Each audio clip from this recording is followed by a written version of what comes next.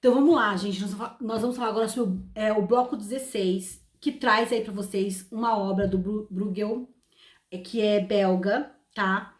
E ele vai falar um pouquinho sobre o triunfo da morte. A ideia é que vocês possam ir até lá, no Conexão ou no encarte 5 do livro de vocês. Já pegue o livro de vocês, vá até o encarte 5 e lá vai mostrar um pouquinho dessa obra. Gente, o que essa obra quer dizer aí? A pergunta é o seguinte, né?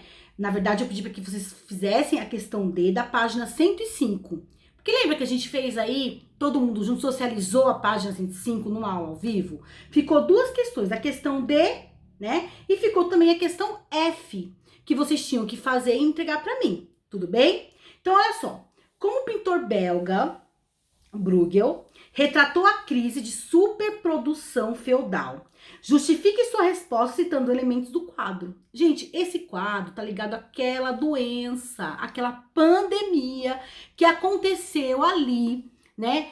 Na Idade Média, que é o que, gente? A peste negra, tá? Se vocês observarem o quadro, ele mostra esqueletos, caixão.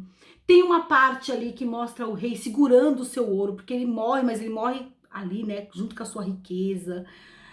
E era algo, gente, foi uma doença que dizimou, né, muitas pessoas, inúmeras pessoas morreram nesse período. Gente, naquela época não tinha ciência, a ciência não estava. Nós tínhamos ficado do século V até o século XV, praticamente sem um investimento grande em ciência. Né? Nós tivemos ciência lá na Mesopotâmia, tivemos ciência na Grécia, no Egito, em Roma, gente. Roma, o Império Romano separava o seu lixo, o Império Romano tinha encanamento de água, o Império Romano, ele se preocupava com essa questão da limpeza, né? Já na Europa, ficou do século V até o século XV sem nenhum investimento, zero investimento em, por exemplo, saneamento básico, que tinha lá no Império Romano e que no feudalismo não teve. Então eles jogavam as suas fezes, as suas coisas no meio da rua. Tem vídeos que mostram isso, né? Lembra? Acho que passei até um vídeo pra vocês falando sobre a questão do banho, né? Que eles não tomavam banho. Então tudo isso, gente, proliferou doenças. E uma delas é a peste negra, onde dizimou várias pessoas. Ele mostra isso, né? Ele traz esse questionamento no quadro O Triunfo da Morte, né? Que vai o quê, gente? Vai falar sobre a crise da superprodução, né? Uma crise de subprodução feudal. Ou seja, né? As pessoas saíram lá do campo, formaram pequenos burgos, lembra dos burgos? Burgos burguesia? Lembram, né? E desses burgos aí, formaram-se as pequenas metrópoles, né? Claro, muito pequeno ali para aquela época, mas que, por estar muito concentrado com muita gente, a doença proliferou muito mais rápido. Hoje, por exemplo, o que tem que fazer para não pegar o Covid? Você tem que ficar o quê? Distanciamento social. E como você vai falar de distanciamento social naquela época, naquele período? Né? Não tinha como falar. E sem contar que os problemas eram muito mais embaixo, porque não tinha saneamento básico, não tinha preocupação com isso. Então, o Triunfo da Morte vem falar um pouquinho sobre isso, tá? Sobre essa questão da diminuição da população da época, tá? E como uma pandemia pode sim dizimar pessoas inúmeras. Tá? Isso levou o quê, gente? Isso levou à crise do sistema feudal. Né? E a gente pode pegar elementos do quadro aqui, como eu falei para vocês, o caixão, muitos esqueletos, né? Ele traz a ideia da morte, né? Com muitos esqueletos aqui. A questão da classe alta, você vê que quem tá vestido aqui melhorzinho, né?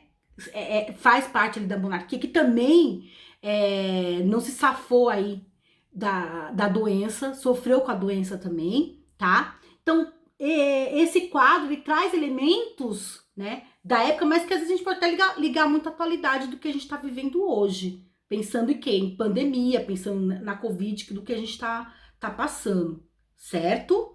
Então é isso, pessoal. Vamos para a próxima, gente? Para a próxima questão era o quê?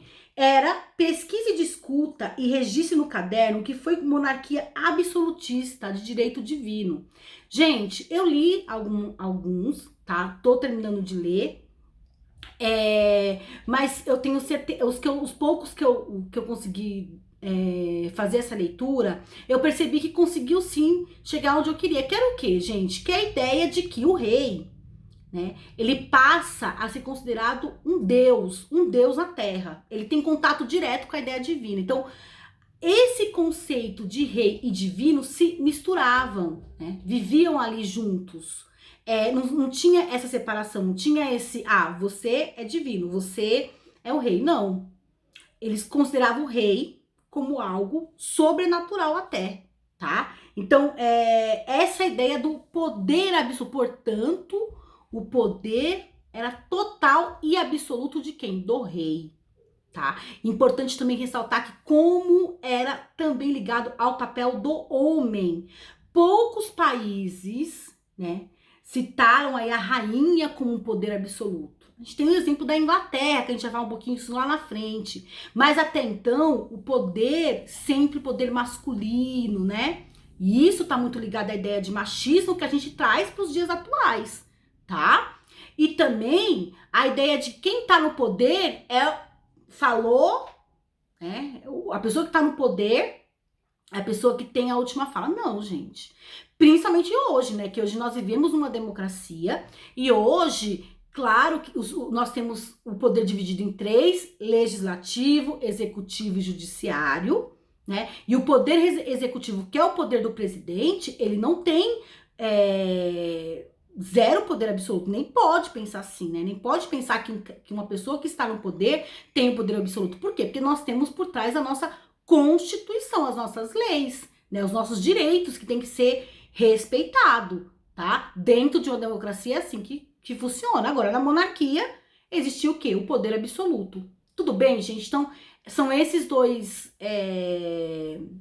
duas atividades aí do bloco 16. Nós vamos para a próxima agora.